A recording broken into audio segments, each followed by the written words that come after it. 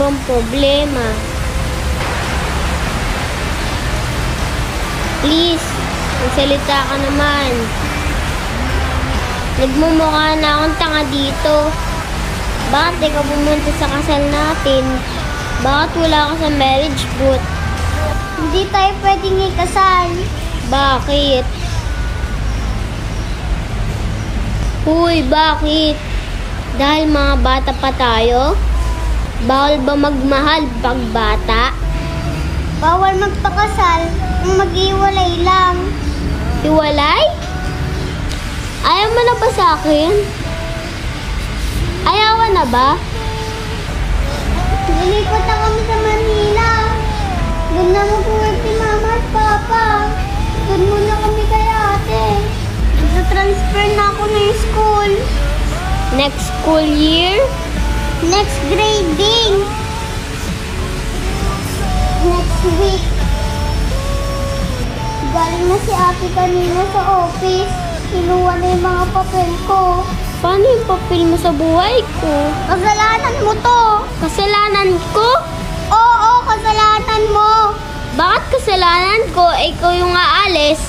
Hindi lahat ng aalis gustong umalis. Paano ko naging kasalanan? Dahil napakarami mo sinayang na dyan. Ngayon, wala na tayong oras para sumaya. Sana, imbis na naman di ka sa iba, imbis nagsayang ka ng oras, kakaisip kung gusto mo ba ako o hindi.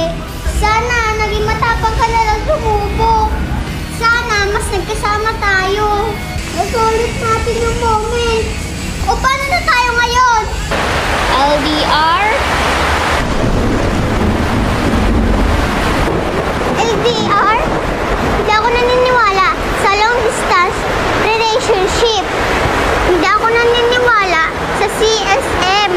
CSM? Crush sa malayo. Saan ka pala naniniwala? Ba't ka nagmumusuko agad? Ako? Kailan kita sinukuan? Sa atin dalawa, ako ba yung sumuko? Bakit di tayo magpakasal? Para kahit malayo tayo, hindi tayo pwede magka-crush sa iba. Nung kasama mo nga ako nakikita mo ako, pero tumitingin ka sa iba. Lalo na siguro pag wala ako. Tiwala lang. Lagi kong naririnig yan. Totoo ba yan? Tiwala? Anong ibig sabihin ng tiwala na yan? Tiwala. Tibay kahit wala. Wala ka sa tabi ko, wala ka sa paningin ko. Pero titibay tayo dahil tiwala tayo. Tiwala ako sa sarili ko, pero sa'yo, ano? Hindi ka pwedeng magmahal kung hindi ka nagtitiwala. mahirap magtiwala kung lagi ka na lang nasasaktan.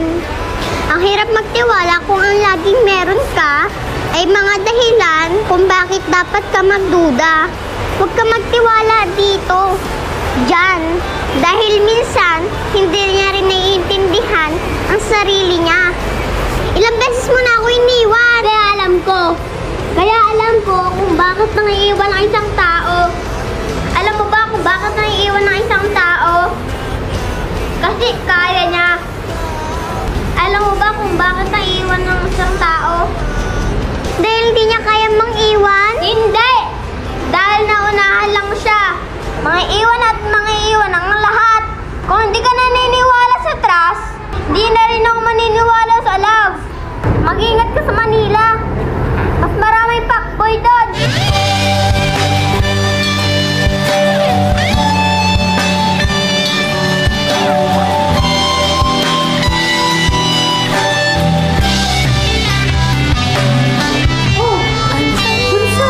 Naulanan ka ba?